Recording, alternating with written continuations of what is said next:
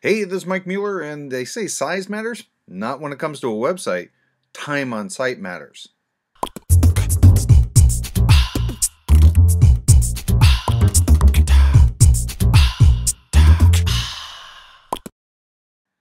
Hey, so time on site, my title says, it matters more than you realize, and for a couple of different reasons. And what I want to do is I want to give you my absolute simplest secret weapon for increasing time on site. You're just going to marvel at this. So, really, time on site, the amount of time that a visitor spends on your website is very important for a couple of different reasons. One, you have calls to action, or hopefully you do. I do, sitting over here on the right hand side. And the more time that you spend on my site, the more apt that you're going to poke around, see what's under here, over here. Oh yeah, hey, I do need a new website, or I do need a Facebook app, or I need help, or what have you. So you're more apt to push those calls to action, whatever that action is on your site. The longer somebody spends on your site, the better. Given that, and hopefully they're also going to go deeper into your site too. But given that, here's Google Analytics, and Google Analytics will track what's called, and I don't want to call it time on site, I want to call it average visit duration in Google Analytics terms. And basically, it's how long somebody spends on your site.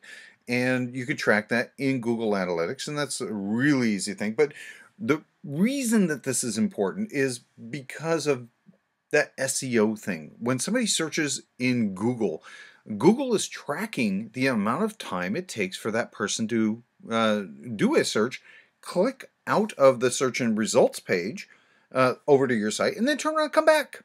So if you came back really quick, that probably means you didn't get what you were looking for, which means Google failed in that instance. If you stayed there for a long time, Google's going to say, hey, whatever they were looking for, whatever those keywords were, here's our search and results.